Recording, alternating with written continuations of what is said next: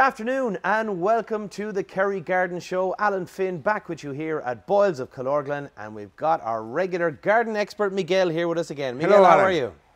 Very good, thank you. How You're are really you? going to say muchas gracias. No, de nada, only. Miguel, we're going to talk today about some spring flowering. We've got some beautiful colour here. We've got some familiar plants. We've got some not so familiar plants. So hopefully the listeners and the viewers will get something out of today. So let's start. Where do you want to start? We've got lots of different options. So that's our early March, April flowering plants. And we have a very nice selection here. Those are Andromeda Lithodora, and see this small saxifraga. Okay. Those are all rockery plants. Rockery plants, okay. Alpine plants, in this case, are both very good for rockery. Yeah. The Andromeda, it just is already flowering in lovely, pink. beautiful pink color to it. Yeah. Very, very nice flowering. This is a small plant, a small shrub, very tolerant to different types of weather. And Lithodora, it could be even overhanging. This plant, if you put it in a hanging basket or something, well, that's actually a very hardy perennial plant. And it's a very light blue and like a glow in the dark flowers. Well, I tell you what, I think the other name for it suits it perfectly because it's called Heavenly Blue. Because it is such a bright, beautiful blue that you can just see. And there's lots more buds. It's really, I imagine it's going to come into a massive amount of very colour. soon. And it's just, I just have that description is like a glow in the dark shine, you know. And if you put that in a rockery, it will be overhanging actually, and it will be looking like a lobelia, if you know the trailing lobelia. But it will be a hardy plant, and it can live with a low amount of soil. It doesn't need a very not a lot. Well, that's the key things to all these plants. These really, alpines or rockery. You can literally stick them if you have any kind of old walls, and I know we've seen them over the years in different places where someone's just got a couple of gaps in a wall, and you just take it out of the pot and stick it in, and they will actually stay there and keep going. Some of them you can always fail, but they will normally. They can live without just. They can adapt a little bit of soil. We have also a few ericaceous ones. Yeah, so we're going to talk about our acidic soil. Acidic loving plants that flower in early spring as well. Dwarf Rhododendron, you don't have to worry about this plant because it won't be invading your garden like other big rhododendrons. That's a dwarf rhododendron, very nice in landscaping to combine with another plants. Beautiful purple on it. Beautiful purple as well, light purple, very nice. Acidic, pure acidic soil. Pure acidic soil for rhododendrons as well. So we have the big one. Is this the big brother? Fella. This is the big brother back here. In shiny white, Okay, so this is shiny white. See all the buds that are about to open. They're about to burst, That's a bigger tree. So how much space would you need for this? Well, that eventually will grow to up to 3-4 meters, depending on the variety. They are big trees. Some of them, this one in particular, it won't be very invasive, but it will become, if you prune it, if you clean it, and it could become a one-stem tree or a big shrub. Okay, and they are quite big, actually. So if anyone's got a good bit of space and you know, they want to maybe kind of shade or semi-shade. Shade or semi-shade, and they will be just blooming like crazy. Acidic soil as well. Yeah.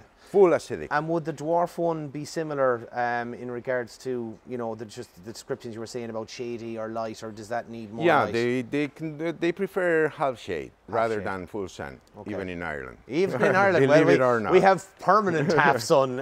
If they we're lucky. can do obviously full sun. Okay. But if you put them in if you have a half shade place and you don't know what to do with it, there will be really nice plants for that area. Even the Lithodora. Now we've got two other ones here. I'm going to give you this one. We'll talk about that in a second. But what I have in my hand is a Pyrrhus, and it is the one that everyone loves. It is the Forest Flame. Now we have two varieties actually, because I've got a second variety back here, and this one has got just like a lighter peach-coloured tint to it. So tell me the difference really between these two now, Miguel. No, it's the same plant, it's the same variety. It could be two things. It's less exposure. It's being in a shady, in more shade, they won't be so bright. Okay. and it could be the soil as well. The more acidic, the brighter red you're gonna get. So even the leaves on this one are darker green as well, it seems. You know, it really brings the contrast of the red and the green stronger, but there is beautiful white little bells kind of coming off this one, isn't it? And sometimes now you should be seeing both flowers and the red shootings coming.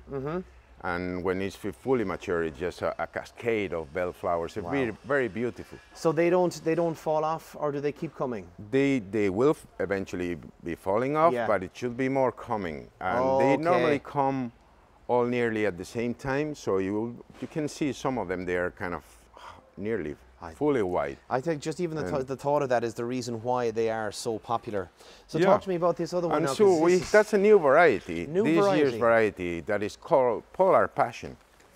And see, it's the variegated leaves. So it's got the variegated leaves, with which the is white, the yellow yellowish on the edge. Yeah. You see that it's starting getting color. It probably won't be as bright as the forest flame. Okay. I don't know yet because it's new variety. It's new. Okay. Yeah. But the flowers, they are spectacular. The flowers are spectacular. They are just red. To describe them, they're a real kind of they are exactly the same shape as the other one, like bell shaped, but they are bright red. Yeah, it's a pinky red. It's lovely. Pinky red in the beginning of the flower, in the calyx, and then just gets darker.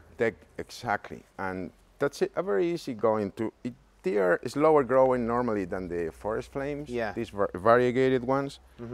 But it's a very nice combination for the foliage, and you can combine with the darker reds, and it will give you a little bit of shine all year round with variegated Just leaves. Before we leave the acidic soil, is there a certain part of maybe the county, or what would there be any natural acidic soil, or are most back gardens going to be kind of natural and neutral? Here in Kerry, normally are more acidic than alkaline. Right. But anyway, you can see that, you can spot that easily if you have neighbors with hydrangeas. Okay. And they are turning, if they were blue and they are turning pink, your soil is alkaline. All right.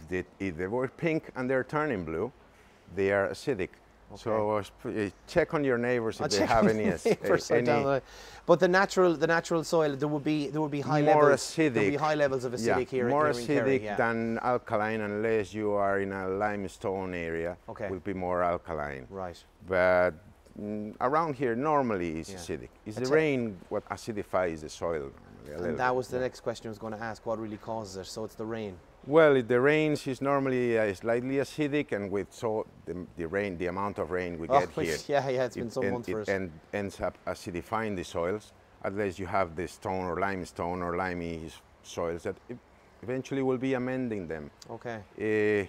But if you want to have blue hydrangeas in an alkaline soil, you probably need to buy a variety that is not changing colors, that we think they are now in the market. Okay, so if you've brought in and you've got some good cultivated topsoil in your neutral soil, tell us about the other options that we have here on the table. Well, the other options is not that they cannot live in this area, because the soils are slightly acidic, not very acidic. So all these other plants can live perfectly in the Kerry soil. Perfect. Okay.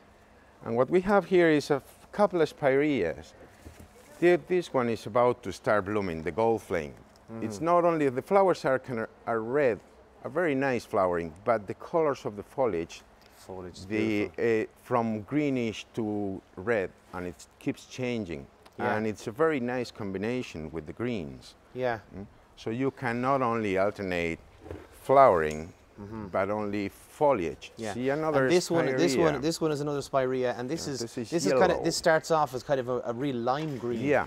Okay, and does this flower into white? Into white. Oh, beautiful. While these flowers into red. Okay, excellent. It's clusters of flowers similar to Achillea. And would they work side by side? Would they work well? Yeah, they can. If you had white and red, the colors would be lovely. Can combine. There's plenty of varieties of spireas that make a very nice color combination with other plants.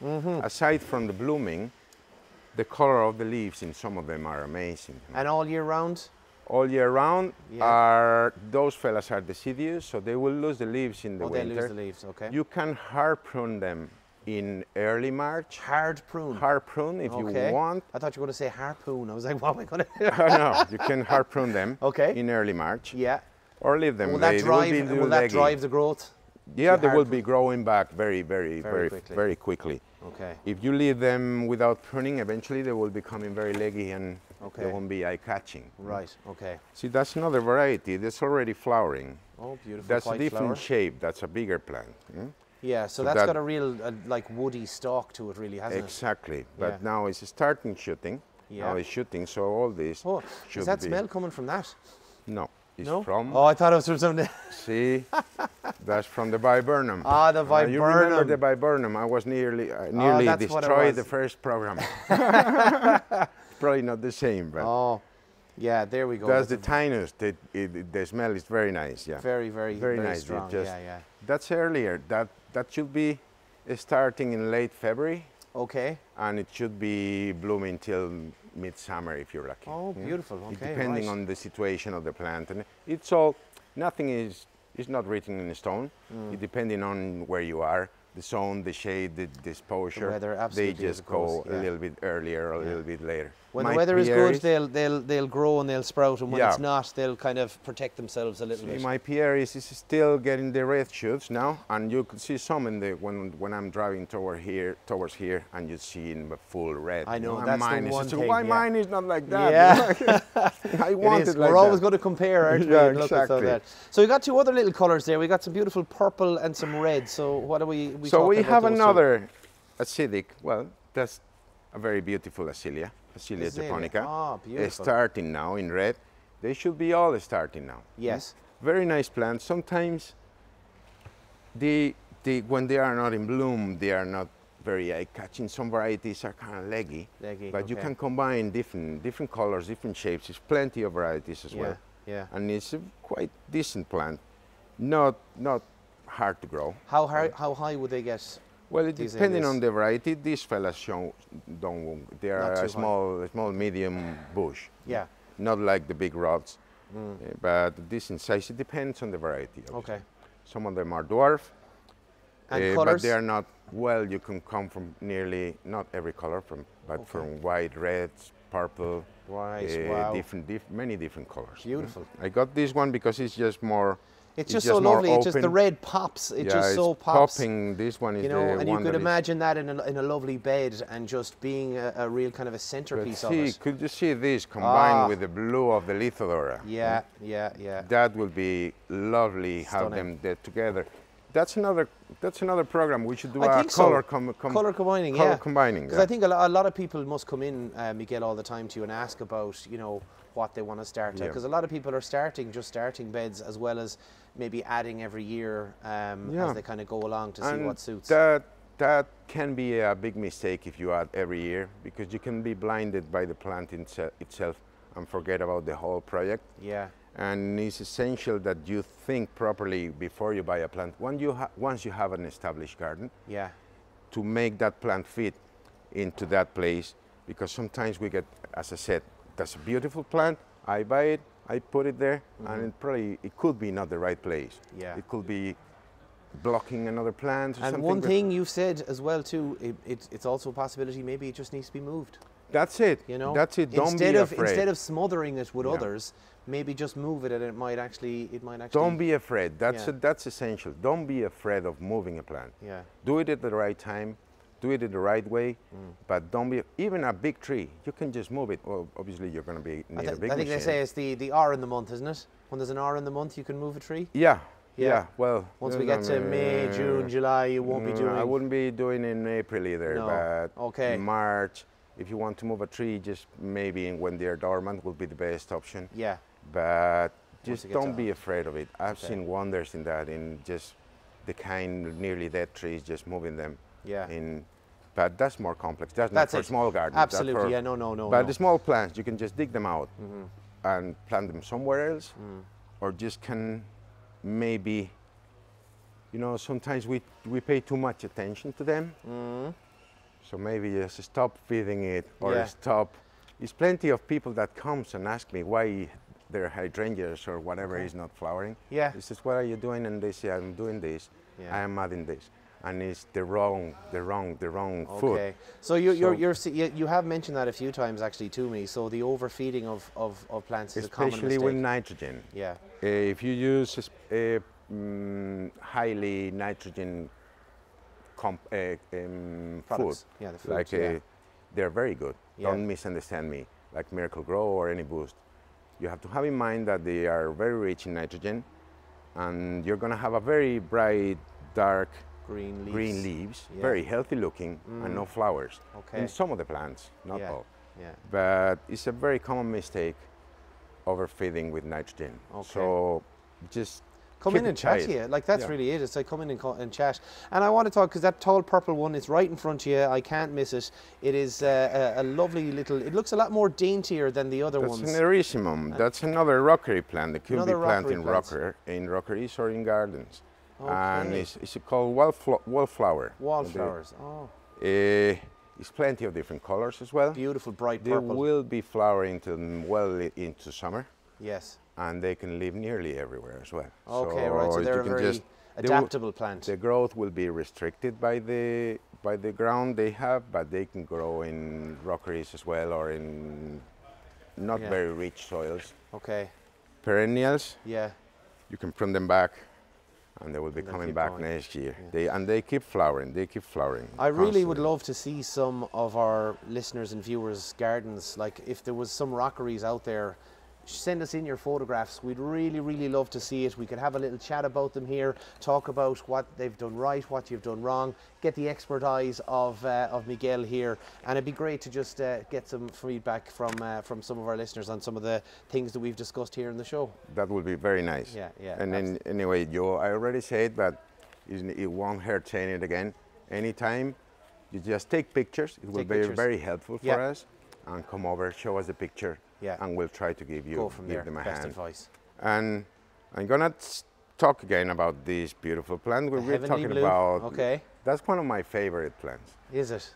And you were talking again about rockeries a few minutes ago, and I will highly recommend people to try this beauty. Yeah, okay. And they won't be disappointed. They won't be disappointed. I can't imagine with a beautiful blue color like that. It really is stunning. When it is in full bloom, it's just mind-blowing. Excellent, excellent. Listen, that is the enthusiasm that you get here at Boyles of Killorglin from our main man, Miguel. Miguel, thanks as always for some great tips.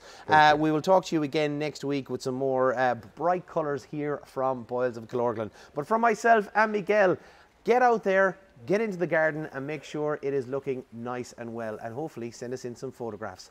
Until next time, happy gardening. Happy gardening. Thank you.